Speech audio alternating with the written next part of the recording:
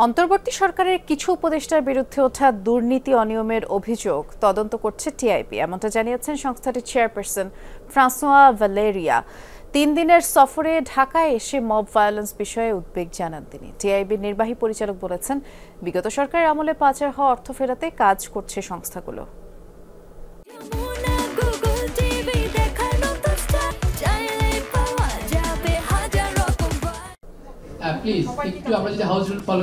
ঢাকায় আন্তর্জাতিক দুর্নীতি বিরোধী সংস্থা ট্রান্সপারেন্সি ইন্টারন্যাশনাল টিআই এর আন্তর্জাতিক পরিচালনা পর্ষদের চেয়ারপারসন ফ্রাঁসোয়া ভ্যালেরিয়া তার ৩ দিনের সফর নিয়েই ছিল সংবাদ সম্মেলন, যেখানে উঠে আসে বাংলাদেশ নিয়ে টিআই এর নানা পদক্ষেপ ও ভাবনা। আমাদের পুরো অসন্তোষ, সেটা শুধুমাত্র রাজনৈতিক সরকারের সময় সেটা ছিল, সেটা বললে চলবে না।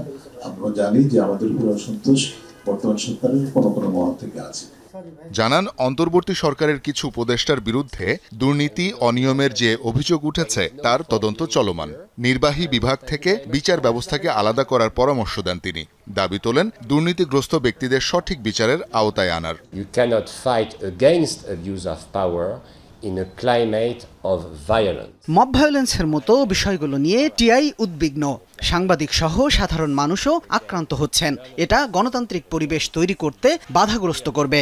গণ অভ্যুত্থান পরবর্তী সময়ে দেশে এখন টেকসই সংস্কার প্রয়োজন বলে মনে করে TI. These murders are on the rise. কিছুটা প্রতিরোধ হলেও অর্থ পাচার এখনো নিয়ন্ত্রণে আসেনি বলে জানায় টিআইবি। যদিও নতুন অ্যাক্টরের জন্ম হয় না সেটা আমরা বলতে পারবো না, বা হচ্ছে না সেটা আমরা বলতে পারবো না, সেটা আছে।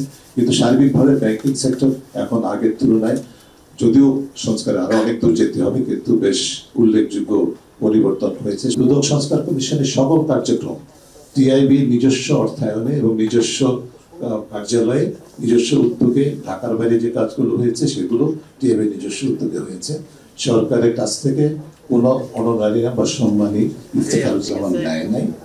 অর্থ পাচার রোধ এবং পাচার হওয়া অর্থ ফেরাতে আন্তর্জাতিকভাবে বিভিন্ন দেশে চাপ সৃষ্টি করছে টিআইবি, এমনটাও জানানো হয় সংবাদ সম্মেলনে। টিআইবি, টিআইইউকে, স্পটলাইট কমিশন, এই ধরনের সংস্থাগুলো যুক্তরাজ্যে সরকারের প্রতি চাপ সৃষ্টি করে আমরা কিছুটা অগ্রসর হতে পেরেছি। আমরা আশা করছি সেটা অব্যাহত। আমরা এখন চেষ্টা করছি কানাডাতে একই যেটা বেগম করার কথা আপনারা লেখালেখি করেন, প্রচার করেন, সেখানে আমরা চেষ্টা করছি প্রতি বছর $1 ট্রিলিয়ন উন্নয়নশীল দেশগুলো থেকে উন্নত দেশে পাচার হয়।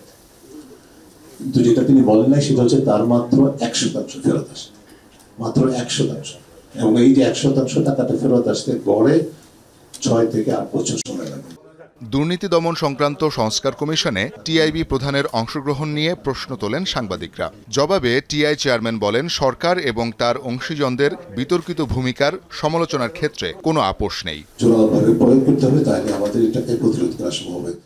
শওকত মঞ্জুর শান্ত, যমুনা নিউজ, ঢাকা।